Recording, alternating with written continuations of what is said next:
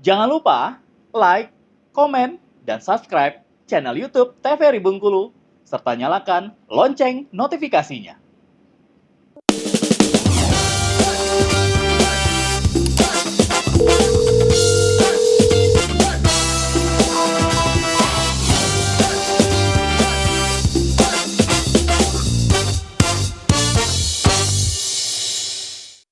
Halo pemirsa, selamat pagi. Senang sekali jumpa kembali bersama saya Khairul Fahmi tentunya untuk hari ini di Dokter Kita TVRI Bengkulu, bersama kita sehat. Dan hari ini seperti biasa selama 1 jam ke depan tentunya kita akan berbincang dengan 2 orang narasumber kita. Ada Dokter Putri Santi, selamat pagi dokter. Selamat pagi. Dan juga ada Dokter Wenti, selamat pagi dokter. Yes. Oke, nah kita bakalan berbincang tentunya tentang satu penyakit yaitu hipertensi ya, ataupun juga darah tinggi. Nah seperti apa tentunya untuk penyakit darah tinggi ini dan apa saja nantinya yang harus kita hindari untuk agar supaya mungkin tidak terkena dengan yang namanya hipertensi itu sendiri ya. Nah kalau gitu langsung aja nih, siapa nih yang bakalan duluan untuk menjelaskan tentang hipertensi? Dokter Putri Santri ya? Oke, silakan. Ya, izin ya. Jadi hari ini tuh materi kita sangat penting untuk diedukasikan ke masyarakat ya, yaitu mengenai hipertensi atau biasa dikenal sama masyarakat awam itu adalah darah tinggi. Darah tinggi. Gitu, ya. Jadi secara definisi singkatnya, hipertensi itu adalah keadaan ketika tekanan darah kita sistol itu lebih dari 140 mg mm air raksa. Kemudian diastolnya yaitu lebih dari sama dengan 90 mm air raksa. Sistol dan diastol ini maksudnya apa dok? Kayak gitu kan. Jadi sistol itu ketika si jantung kita itu sedang memompa darahnya. Lalu ketika jantungnya beristirahat untuk kemudian memompa lagi, tekanan darahnya akan turun. Itulah yang namanya diastol. Jadi kalau diibaratkan agar lebih mudah ya, supaya lebih tergambar, jantung itu seperti keran. Terus pembuluh darah yang mengitari dari ujung kepala sampai ujung kaki itu seperti pipa. Jadi kalau misalnya kerannya itu dibuka, dia akan memompa aliran darah sampai ke ujung tubuh kita, dari ujung kepala sampai ujung kaki. Begitupun kalau misalnya kerannya macet atau ada masalah di kerannya, yaitu dalam hal ini jantung, air atau aliran pembuluh darahnya juga tidak akan lancar, akan bermasalah begitu. Nah, kenapa bisa terjadi tekanan darah tinggi? Nanti kan di belakang kita akan jelasin ya patofisiologinya atau perjalanan penyakit, bagaimana sih seseorang itu bisa mengalami darah tinggi. Tetapi intinya supaya lebih tergambar sama masyarakat di rumah, kita ibaratkan dulu kalau jantung itu keran, pembuluh darah itu adalah pipa. Itu dulu ya. Jadi awal mulanya itu jantung memang yang memompa aliran darah ke seluruh tubuh. Begitu juga nanti aliran darah yang sudah dicuci dalam tanda kutip, sudah kaya dengan oksigen, nanti akan dialirkan kembali ya. Kalau dilihat dari gambarnya seperti ini ya, kira-kira dari di jantung nanti akan ada dipompa dari jantungnya untuk mengalirkan darah dari ujung kepala sampai ujung kaki. Kenapa ini penting ya? Supaya kita bisa bertahan hidup, karena setiap bagian dari dalam tubuh kita walaupun sekecil apapun itu butuh aliran darah gitu. Jadi kalau dia macet sedikit, ada masalah, itu nanti pasti akan ada gejala yang dirasakan. Oke, kalau kita ngomongin hipertensi atau darah tinggi, itu kita punya namanya tuh kategori atau grade-nya gitu. Jadi kapan sih seseorang itu dibilang darah tinggi? Kita dimulai dulu dari yang normal ya. Kalau tekanan darah normal itu sistolnya, artinya keadaan ketika jantung memompa, ketika keran dibuka, nah itu adalah harusnya kurang dari 120 mm air raksa ya. Dan diastolnya ketika jantungnya istirahat ya, itu harus kurang dari 80 mm air raksa. Jadi wajar ya kalau sistol lebih tinggi daripada diastol, karena memang ini saat jantung bekerja, ini saat jantungnya beristirahat gitu. Ini yang normalnya, ini yang idealnya tuh segini gitu. Tapi ketika ditensi, datang kita pasien terus kita periksa, ternyata ketika ditensi tekanan darah sistolnya itu lebih dari 120, dalam range 120 sampai dengan 129. Terus diastolnya masih kurang dari 80. Nah, ini kita kategorikannya elevated atau meningkat, atau kalau kita sebutnya juga ini diambang Pak Bu, jadi jangan lengah gitu. Bisa jadi ini akan meningkat tekanan darahnya. bagusnya harus dipertahankan di bawah dari 120. Jangan juga di bawah 100, karena kalau sudah di bawah 100 artinya kan pompanya juga tidak terlalu kuat, artinya jantungnya juga memompa tubuh tuh nggak terlalu kuat, tidak mumpuni. Artinya adalah tekanan darahnya terlalu rendah, begitu. Itu tidak boleh, normalnya segini ya. Terus kita masuk ke stage pertama, tekanan darah tinggi, hipertensi grade 1 ya kita ngomongnya. Itu ketika sistolnya lebih dari 130 sampai 139, diastolnya 80 sampai 89. Nah, kalau ini kita sudah mengkategorikan tekanan darah grade 1, tekanan darah tinggi grade 1. Kalau yang tadi, yang elevated tadi kita masih nyebutnya tuh pre-hipertensi ya. Belum hipertensi tapi juga bukan dalam range normal gitu. Nah, yang keempat ada tekanan darah tinggi yang stage 2, hipertensi stage 2, grade 2. Ketika dia sudah lebih dari 140 untuk nilai sistolnya, diastolnya itu sudah lebih dari 100. Nah, ini kita kalau dikasih warna dia udah warnanya orange ya, hampir ke merah, artinya tanda bahaya.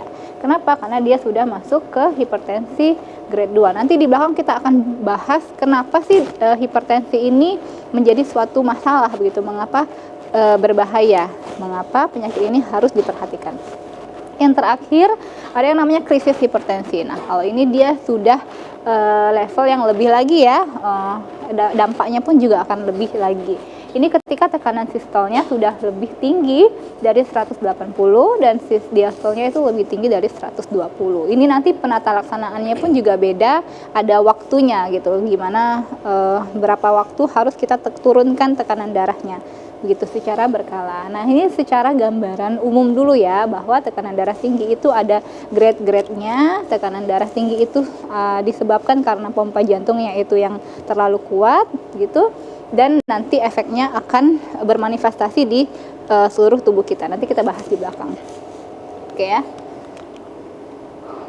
Nah, ini ya, kalau angka kejadiannya prevalensi hipertensi ini ternyata tidak cuma di negara-negara maju saja, karena kalau kita tahu biasanya tekanan darah tinggi ini tuh kaitannya dengan pola hidup ya, dengan konsumsi makanan yang mungkin junk food, fast food begitu, yang mungkin kalau dulu kita mengkategorikannya itu sebagai penyakit yang diderita oleh orang-orang yang ada di negara maju begitu ya. Tetapi ternyata di negara berkembang pun termasuk Indonesia prevalensinya juga cukup tinggi. Apalagi kalau dulu kita biasanya hipertensi itu mungkin di usia di atas 40 tahun, di atas 50 tahun ya. Kalau sekarang trennya bahkan sudah mulai dari anak-anak dan remaja pun juga sudah ada yang kena. Sudah ada prevalensinya anak-anak terkena darah tinggi.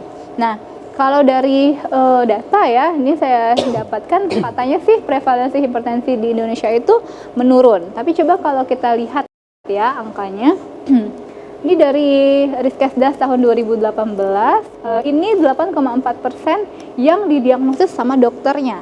Ternyata yang di tensi kemudian kedapatan tinggi itu sampai 34,1%. Artinya kan sebenarnya jomplang ya angkanya. Orang yang ketika di tensi itu tinggi, tapi yang datang ke dokter mungkin itu sedikit gitu, sehingga didiagnosis dokter tuh sedikit jumlahnya. Padahal sebenarnya kalau kita cek, ya banyak juga yang mengalami tekanan darah tinggi. Dibandingkan dengan survei kesehatan Indonesia juga di tahun 2023, itu berkurang memang kasusnya, tapi perlu kita jadi catatan adalah angka perbandingan angka yang didiagnosis dokter dengan yang kedapatan darah tinggi gitu, itu sangat jauh ya. Harusnya orang dengan tekanan darah tinggi kan harus mendapatkan pengobatan rutin, pemeriksaan dari dokter juga.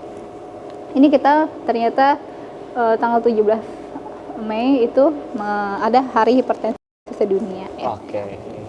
Jadi ini memang harus kita pelajari ya, penting untuk kita ketahui. Oke.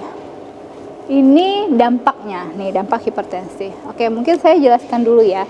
Ketika kita tekanan darah tinggi, ketika jantung itu memompa dengan kuat, apa sih yang akan terjadi? Jadi kan di seluruh tubuh kita tadi, seperti yang saya bilang, ada selang-selang ya. Selang itu maksudnya adalah pembuluh darah dari otak sampai dengan ujung kaki. Mungkin dari pusatnya atau di tengah pembuluh darah itu kan besar-besar, tapi sampai ke ujung-ujung, misalnya di ujung kepala, di mata, di ujung-ujung kaki itu kan pembuluh darahnya semakin jauh, semakin kecil gitu. Nah, ketika pompa darahnya itu, jantungnya itu memompa dengan cepat, dengan kencang, terus-menerus, akan ada kemungkinan pembuluh darah yang kecil-kecil tadi menjadi pecah gitu. Nah, itulah salah satu dampak yang kita kenal, yaitu stroke. Salah satu contohnya, ya. Itu berarti pecahnya pembuluh darah. Iya, betul. Pada keadaan stroke itu kan ada dua ya, ada stroke karena perdarahan, ada karena tidak perdarahan. Nah, yang paling sering orang dengan hipertensi atau dengan darah tinggi itu dia mengalami stroke perdarahan, stroke hemoragik. Artinya kenapa? Jadi ini kan otak kita nih, ini kan dikelilingi oleh pembuluh darah yang ukurannya juga mungkin ukurannya juga kecil ya. Jadi ketika misalnya jantung kita itu memompa dengan kuat, memompa dengan tinggi, tekanan darah tinggi, akhirnya di sini dia kan pembuluh darah itu kan dia ada kemampuan untuk apa ya, melebar, mengecil, melebar, mengecil gitu kan, seperti kempis gitu ya. Iya, betul, kembang kempis. Seperti balon, ketika kita terlalu kencang pompanya, akhirnya dia bisa meletus atau pecah ya. Nah, akhirnya bisa mengalami perdarahan di bagian otak. Itulah yang kita sebut dengan stroke hemoragik karena hipertensi tadi.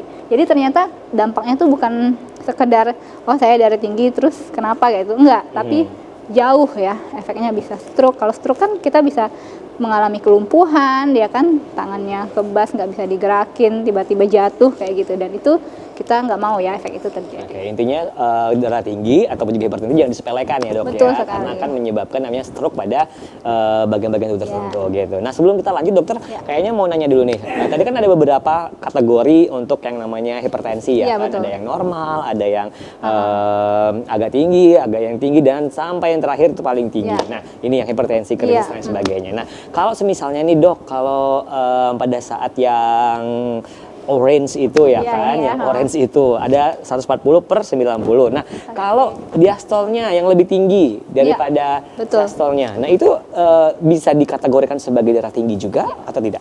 Namanya berarti itu hipertensi diastolik namanya. Jadi hipertensinya diastolik. Jadi kan tadi seperti yang saya jelaskan ya, jantung itu kan harusnya ada waktu memompa terus istirahat untuk mengisi kembali ya apa yang mau dipompa gitu.